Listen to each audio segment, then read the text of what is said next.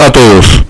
En la actividad orientadora de hoy continuamos con el tema de rehabilitación en la atención primaria de salud, a través del estudio de las principales técnicas empleadas en la rehabilitación física, así como algunas de las enfermedades tributarias al tratamiento rehabilitador en la atención primaria.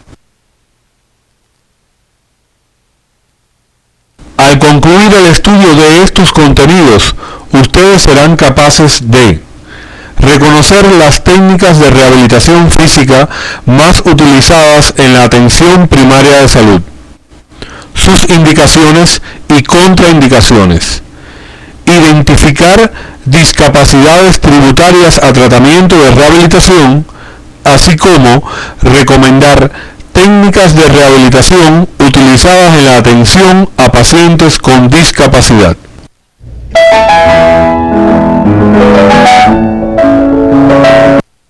Como recordarán, la rehabilitación es una acción de atención integral a la salud, cuyas medidas o acciones son parte de un proceso integrador que contempla al hombre como un ser biopsicosocial, no fragmentado por órganos o sistemas afectados, lo que permite la integración social del paciente con discapacidad, objetivo fundamental de este proceso.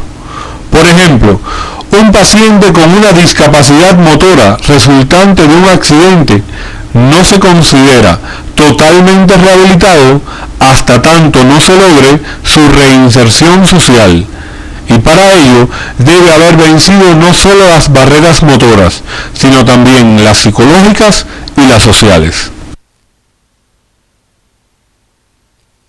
Toda persona discapacitada desde el punto de vista físico, mental o social es tributaria de un tratamiento rehabilitador.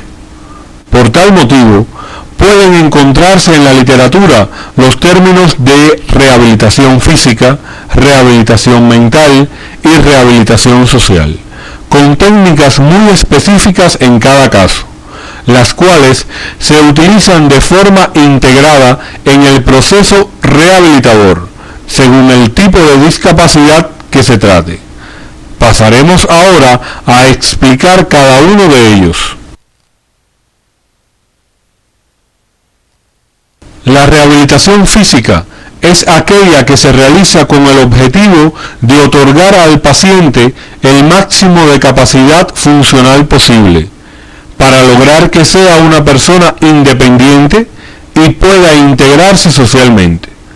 Se utiliza fundamentalmente en las personas con patologías motoras en fase aguda, crónica y secuelar, para evitar las complicaciones a nivel del aparato musculoesquelético y visceral, derivados del síndrome de inmovilización y procesos deformantes, para lo cual se apoya en diferentes técnicas que serán descritas en el transcurso de la actividad. Por su parte, la rehabilitación mental es aquella dirigida a pacientes discapacitados con afecciones psiquiátricas, con el objetivo de lograr un buen funcionamiento en los roles que ellos desempeñan en su vida, con un mínimo de intervención profesional. Es importante destacar que en la rehabilitación mental no se debe limitar la labor a intervenciones individuales, sino que se debe dotar al sujeto de un papel activo y actuar también sobre el ambiente en el que vive y con el que coevoluciona. La intervención ambiental tiene máximo interés, si se acepta que los estereotipos que acarrean la enfermedad mental influyen no solo en las actitudes del entorno, sino también en la imagen interiorizada por el sujeto afectado. Es decir, se crea una pseudo-identidad. El objetivo final de los tratamientos de rehabilitación en salud mental va dirigido a mantener el respeto absoluto a la dignidad de la persona, a mejorar la calidad de vida como en cualquier otra enfermedad crónica, y a preservar el derecho de ciudadanía de las personas afectadas. Este tipo de rehabilitación se estudiará con profundidad en la asignatura Psiquiatría Médica. Para modificar estos aspectos, se hace necesario potenciar que el paciente viva en un espacio normal, desarrolle actividades de la vida diaria, genere un reconocimiento que cambiará de forma sustancial la imagen interiorizada del sujeto y modifique las barreras mentales en lo concreto y lo cotidiano. Al paciente no se le trata como un objeto de la curación, sino de desarrollo y crecimiento personal. Por último, la rehabilitación social, la que se define como el proceso que se alcanza una vez que las personas con discapacidad se integran a la vida social, con incorporación y participación activa en el desarrollo económico de la comunidad. En los últimos años se han alcanzado grandes, aunque insuficientes, avances en la rehabilitación social. Algunos ejemplos pueden palparse en la integración escolar de los niños con discapacidad, el triunfo de atletas en los Juegos Paralímpicos y en otras competencias, campos donde se han logrado los mayores adelantos. Sin embargo, persisten aún algunos problemas en este sentido. Con el objetivo de mejorar el enfoque de integración social en rehabilitación, se han desarrollado diversas estrategias. Entre ellas se encuentran: no emplear el término de discapacidad como sinónimo de incapacidad para trabajar, aumentar la conciencia de la población sobre la necesidad de lograr la integración social, motivar a los empleadores para la integración a empleos regulares, modificar legislaciones, incrementar los servicios de rehabilitación para el trabajo que incluyan entrenamiento vocacional y bolsa de trabajo, así como propiciar la participación activa de las personas con discapacidad en la resolución de su problemática, involucrándolos en las medidas de integración laboral. Unido a esto, es importante desde la rehabilitación psicosocial realizar una evaluación integral de la persona, logrando cambios de comportamiento que permitan la adaptación a la nueva situación, para lo cual se hace necesario modificar estilos de vida y actitudes, así como manejar las expectativas de los pacientes y de las personas que los rodean. Por su parte, el equipo de salud, en el momento de evaluar a un paciente discapacitado, debe tener presente estos elementos con el objetivo de lograr el apoyo familiar y social que rodea al enfermo, proporcionando un ambiente de bienestar, así como orientar a la persona discapacitada en busca de su colaboración en el tratamiento rehabilitatorio y con ello la adherencia al mismo. A continuación, pasaremos al estudio de algunas técnicas psicoterapéuticas, como es la psicoterapia de apoyo, la cual proporciona al enfermo la posibilidad de expresarse en una atmósfera de comprensión. Se basa en aumentar las esperanzas y optimismos del paciente por medio de comentarios directos que lo tranquilicen y puede brindarse en todo momento. Otras técnicas psicoterapéuticas utilizadas son relajación, terapia cognitiva conductual, psicoterapia racional y recursos terapéuticos como biblioterapia, ergoterapia, laborterapia, entre otros, las cuales deberán revisar en la bibliografía básica del tema que aparece en el CD de la asignatura. Esta técnica utiliza, entre otros, los recursos siguientes: sugerencias afirmativas que infundan confianza, el empleo de la autoridad, actitudes tolerantes que alivian los sentimientos de culpa, los consejos y la manipulación del ambiente y las actitudes de las personas significativas en la situación del enfermo. La aplicación de una técnica o recurso terapéutico en la rehabilitación psicosocial está determinada, entre otras razones, por las características de la personalidad del paciente, la edad, la naturaleza de su problema y su nivel de escolaridad. El apoyo se basa, por una parte, en el aumento de las esperanzas y optimismos del enfermo, y por otra, en lograr una sociedad libre de todo tipo de barreras y prejuicios, que abra sus puertas a la integración social, así como a una vida totalmente independiente y equitativa de las personas con discapacidad.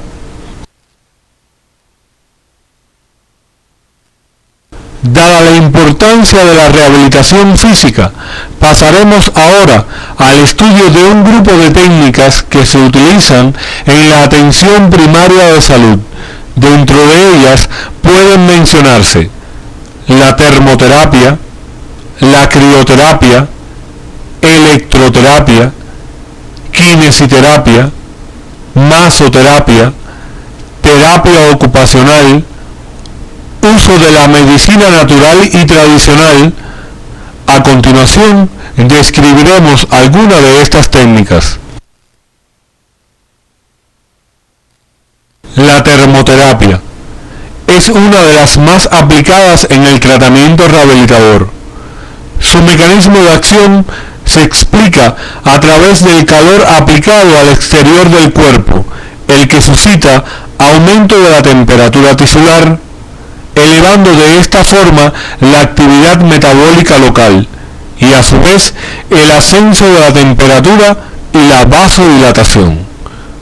Con esta técnica se logra la sedación, analgesia y alivio de la tensión muscular.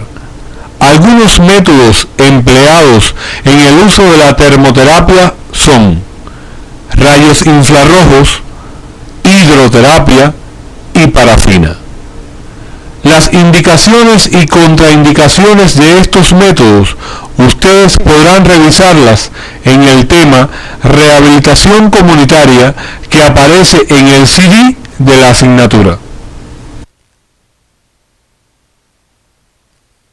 La crioterapia o terapia con frío ha sido usada desde tiempos remotos para el manejo inicial del trauma y en la rehabilitación de las alteraciones neuromusculares y musculoesqueléticas.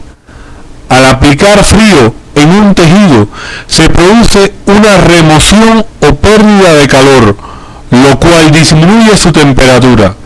Este proceso se conoce como enfriamiento y se puede lograr mediante los mecanismos de conducción y evaporación.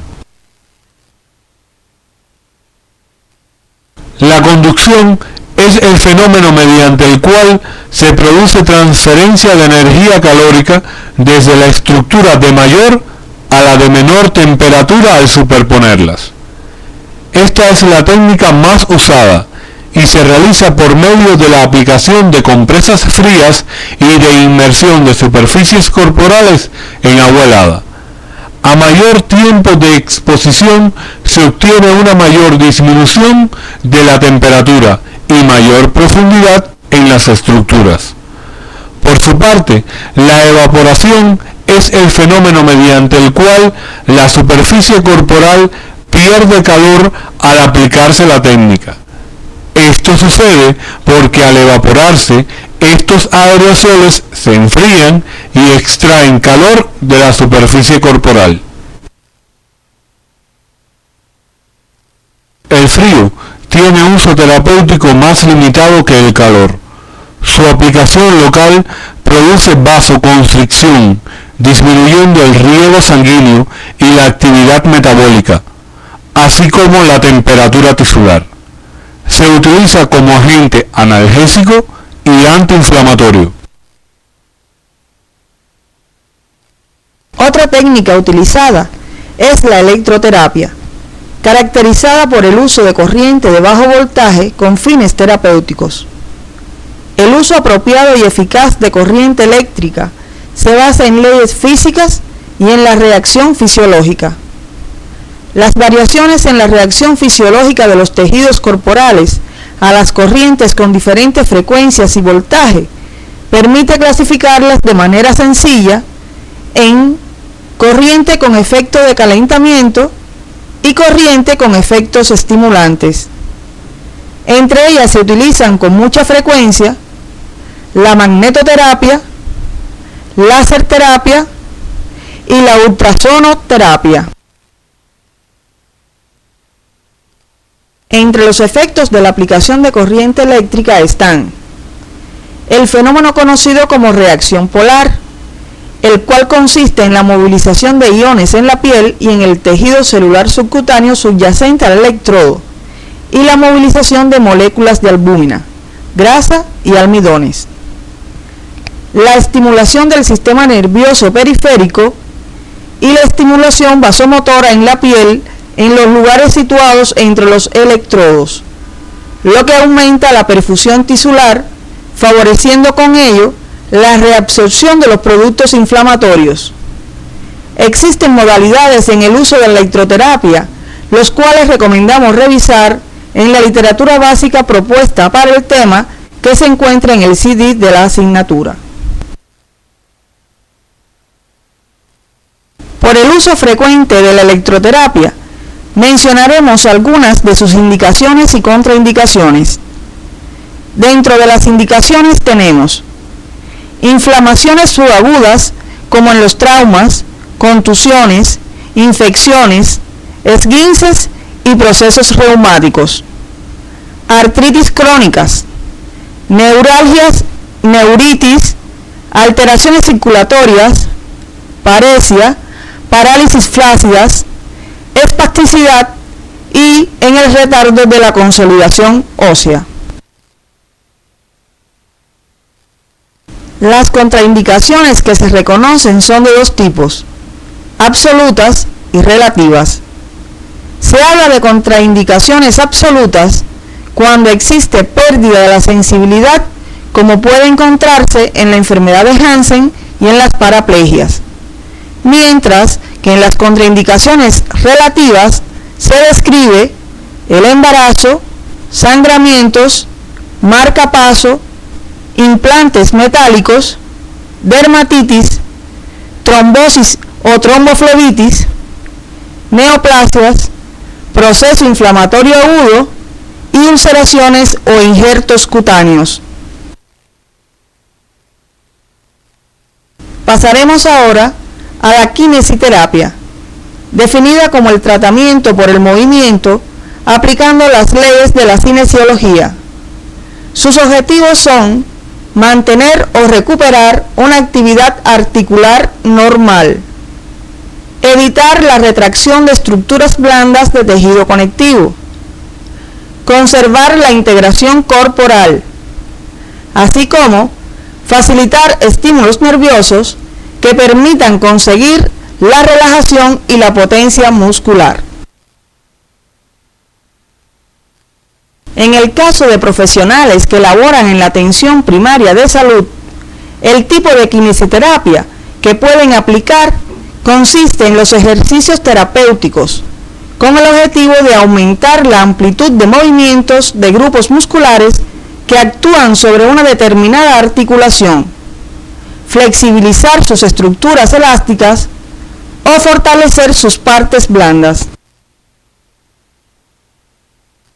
Estos ejercicios comprenden las modalidades de movilidad articular, estiramientos, fuerza-resistencia muscular, ejercicios libres y ejercicios de grupo o técnicas grupales. La movilidad articular se utiliza para restaurar la movilidad tras la retirada de inmovilizaciones, restaurar el movimiento tras el reposo de la inflamación aguda, conservación de la amplitud del movimiento en tareas que requieren mantener una postura fija y en la conservación del movimiento en procesos degenerativos.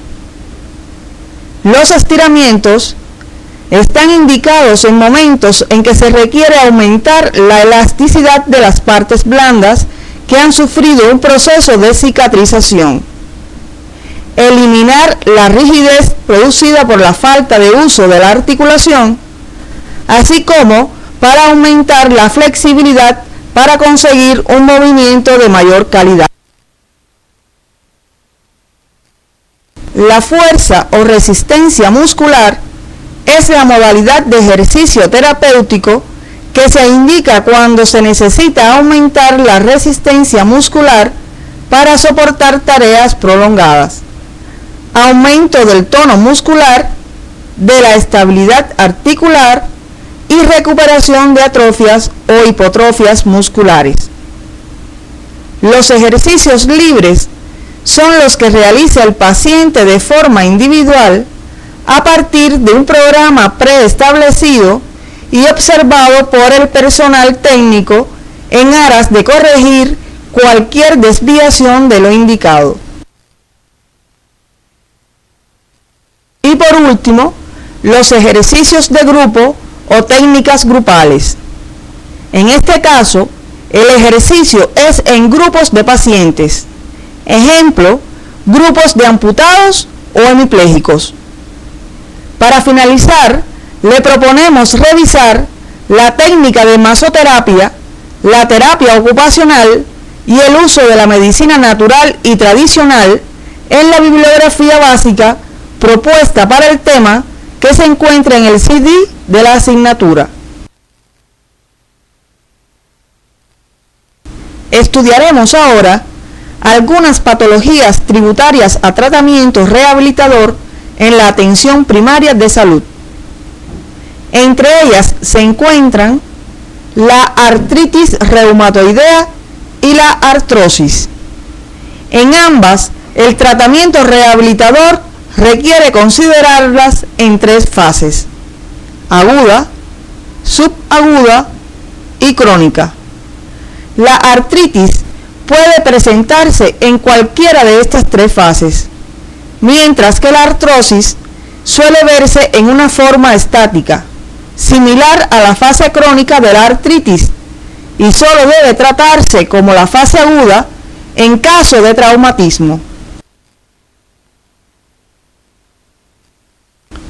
Si el paciente se encuentra en una fase aguda de la enfermedad, se recomienda reposo evitando el encamamiento, uso de férulas para reducir la inflamación y aliviar el dolor, la que debe ser cómoda, considerando el aumento de la tumefacción articular propia de esta enfermedad y evitar el movimiento.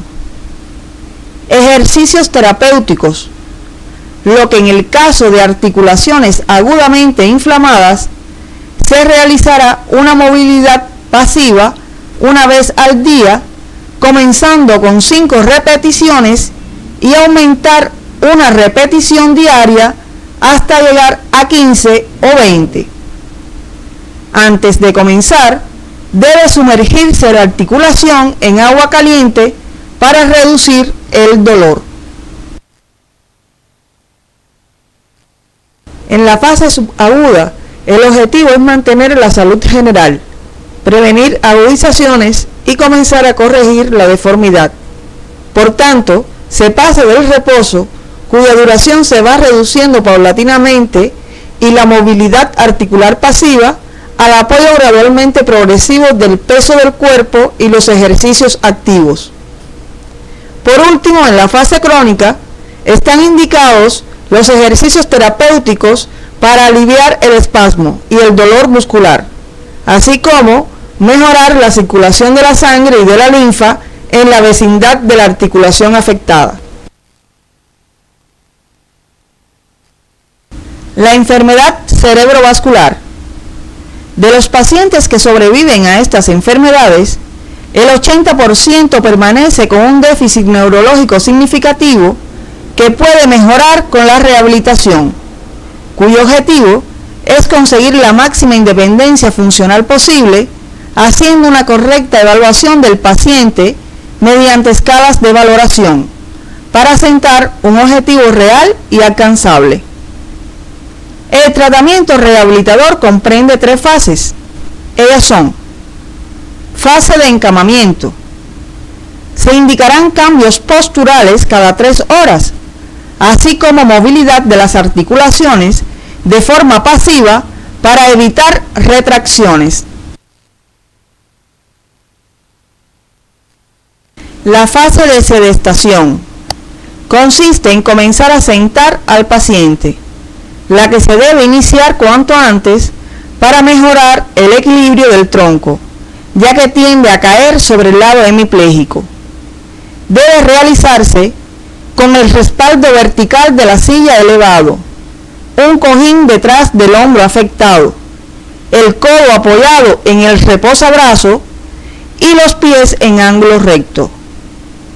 Para controlar el equilibrio en esta posición, el paciente realizará torsiones de tronco o inclinaciones de cabeza hacia el lado sano.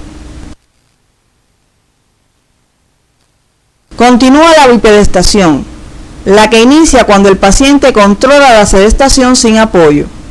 Y por último, la marcha, en la que se hace necesario insistir antes en la dorsiflexión del tobillo y los dedos, en el equilibrio, estancia y traslado del peso sobre el lado afectado. Es importante tener en cuenta en la rehabilitación del paciente hemipléjico el papel de la familia, la que constituye un soporte fundamental en este proceso al estimular la participación del enfermo en actividades de la vida cotidiana y brindarle apoyo psicológico. Otros pacientes tributarios a tratamiento de rehabilitación son aquellos que padecen una enfermedad pulmonar obstructiva crónica.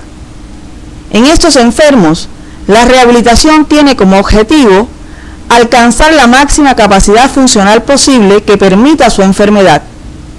En este sentido, algunas de las acciones que pueden desarrollarse son: programas de deshabituación tabáquica, ya que por lo general son pacientes que tienen el hábito muy arraigado y difícil de abandonar. Psicoterapia. El apoyo psicológico de estos pacientes es fundamental en el proceso de rehabilitación debido a la implicación de la ansiedad, la tensión emocional y la depresión en la génesis de la disnea. Problemas estos que pueden empeorar además los problemas físicos y psicológicos existentes y debilitar la capacidad del organismo para combatir la enfermedad. El estrés psicológico se puede controlar induciendo un estado de relajación y utilizando otras técnicas de psicoterapia con estos fines, como son el yoga y la hipnosis. Fisioterapia torácica, buscando que el paciente aprenda a mantener una postura más correcta en su rutina diaria a través de ejercicios que aumenten la movilidad, especialmente de las articulaciones de las costillas, los músculos de la cintura escapular y ejercicios para disminuir la disnea. Y por último, el reentrenamiento respiratorio, que consiste en ejercicios para mejorar los movimientos respiratorios de las últimas costillas y la respiración diafragmática. Por último, comentaremos el tratamiento rehabilitador en las enfermedades cardiovasculares. Los programas de rehabilitación cardíaca son sistemas terapéuticos multifactoriales destinados a personas que padecen enfermedades del corazón. Con la práctica de ejercicio físico programado y la actuación sobre los factores de riesgo cardiovascular, se consigue un enlentecimiento en la progresión de la arteriosclerosis y una disminución de nuevos episodios coronarios, así como del número de hospitalizaciones y de la mortalidad por cardiopatía isquémica, mejorando tanto la sensación de bienestar como la reinserción sociolaboral. ¿Qué enfermedades pueden mejorar con los programas de rehabilitación cardíaca?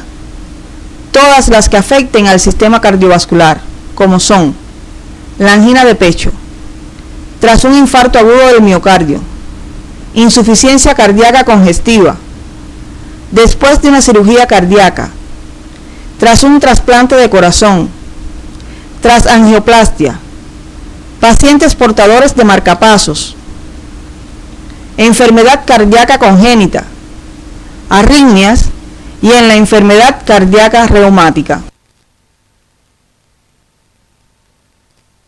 La rehabilitación cardíaca consta de 3 fases. La fase 1 se realiza durante el ingreso hospitalario. Está dirigida a no perder masa muscular o elasticidad con el reposo. Se intenta que sea corta, con movilizaciones tempranas, apoyo psicológico al paciente y a su entorno familiar. La fase 2 se considera el periodo más importante de la rehabilitación y se inicia tras el alta hospitalaria, comprendiendo los 2 primeros meses. Se procede a programar el nivel de ejercicio de cada paciente según sus características clínicas y prueba de esfuerzo, intentando evitar complicaciones. Se introducen los conocimientos que sobre la enfermedad deben tener, los métodos para control de los factores de riesgo en sus vertientes alimenticias, psicológicas, físicas y conocimientos sobre actuaciones de emergencias. Por último, la fase 3, la que debe durar toda la vida del paciente, procurando una reintegración a su entorno sociolaboral y familiar. A manera de resumen, la rehabilitación cardíaca debe contener las siguientes actividades: programa progresivo de ejercicios para mejorar la forma física y la capacidad funcional, charlas de educación para la salud para asesorar en los cambios de estilos de vida, cursos de deshabituación tabáquica, orientaciones sobre una adecuada alimentación, aprendizaje de técnicas de relajación y entrenamiento en habilidades para afrontamiento del estrés, así como brindar ayuda en la reincorporación a su trabajo. Existen otras patologías tributarias a tratamiento rehabilitador en la atención primaria de salud que ustedes podrán estudiar en la literatura básica propuesta para el tema. A continuación le proponemos la siguiente tarea docente. Durante la práctica docente, identifique pacientes con algún tipo de discapacidad. Inciso A. Clasifique el tipo de discapacidad. Inciso B. Identifique el tipo de tratamiento que realiza y su evolución.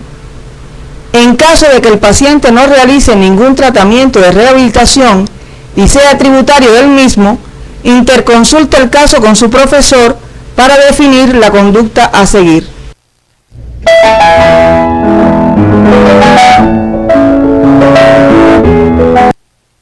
Al finalizar la actividad orientadora de hoy, podemos concluir que la rehabilitación es un proceso integrador que contempla al hombre como ser biopsicosocial. Las técnicas de rehabilitación física más utilizadas en la atención primaria de salud son la termoterapia, crioterapia, electroterapia y kinesiterapia. Dentro de las enfermedades más frecuentes en la atención primaria, tributarias a tratamiento de rehabilitación, se encuentran la artritis reumatoidea, la artrosis, la enfermedad cerebrovascular, la enfermedad pulmonar obstructiva crónica y las enfermedades cardiovasculares. Con la actividad orientadora de hoy, se concluyen los contenidos relacionados con la rehabilitación como acción de atención integral de salud. En la próxima actividad orientadora se estudiará la salud familiar a partir de los métodos y procedimientos para evaluar la familia, así como los tipos de intervención familiar.